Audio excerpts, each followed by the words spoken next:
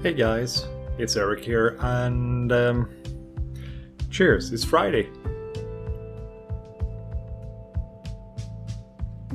I hope everybody's having a nice Friday evening, or whichever time zone you're in right now.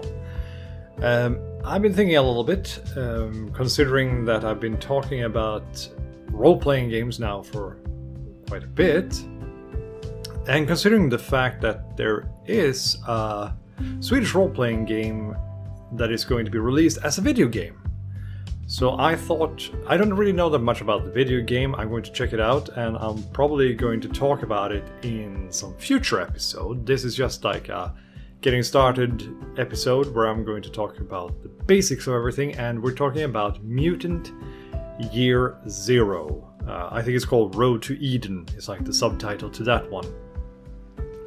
And the thing is that Mutant Year Zero has its roots way back in the 80s in the Swedish role-playing community. Back in 1982, a couple of guys, well actually there were quite a lot of guys, to be honest, there were like 10, I think, maybe even more people who got together and they created a company that was called Äventyrsspel, which means literally adventure games. Later Target Games, and then that went bankrupt, and today most of the licenses and the copyrights to those games are owned by, it's called Paradox today. I'm not 100% sure exactly how it works because there's a lot of finicky stuff going on there. But back in the 80s, there was a guy called Fredrik Malmberg. A shout out to Fredrik. It's really cool that what you and Lars-Åke Thor, Johan Arve, Claes Berndal, and Roger Undhagen actually started. It has defined my childhood and probably thousands upon thousands of Swedish gamers, youth, and lives actually. So I'm very, very happy to have been part of that era, even though I'm a bit young compared to most others. I came in quite late into that game, into the games. So just basically what I'm going to do now is that I'm going to make like an episode for each of the different iterations of Mutant.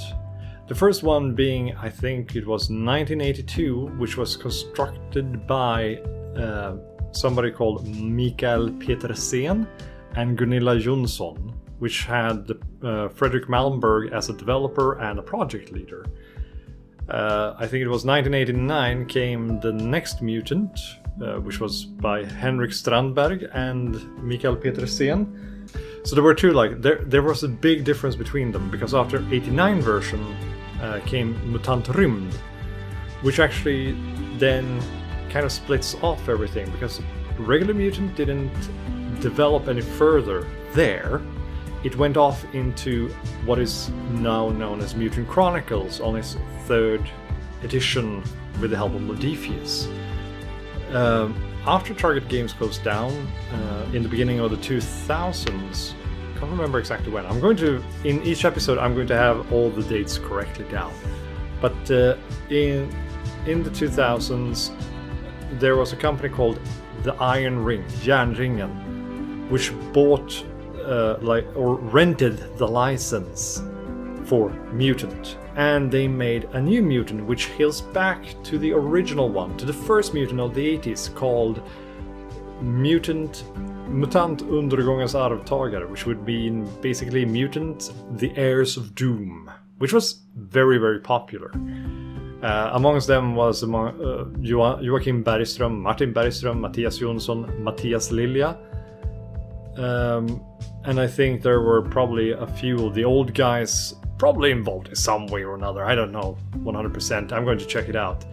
But then a couple of years ago, I think it was like 2014 or 15, another company, because what happened was that Järnringen, they had done their 10-year stint of owning the license, and the guys had gotten older, they've gotten families. Life priorities change over time. That's just how life is.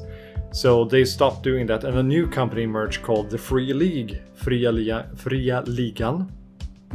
which later on actually created Mutant Year Zero, a Swedish version. They also made Wasserklotet, which is called Tales from the Loop, which is about a role-playing game in the 80s that never was.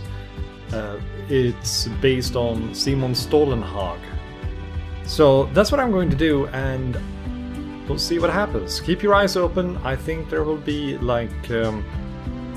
what should it be?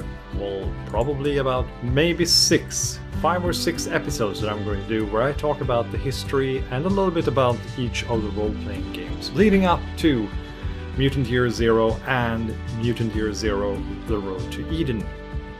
So I look forward to doing that, and I hope you guys are going to like it too.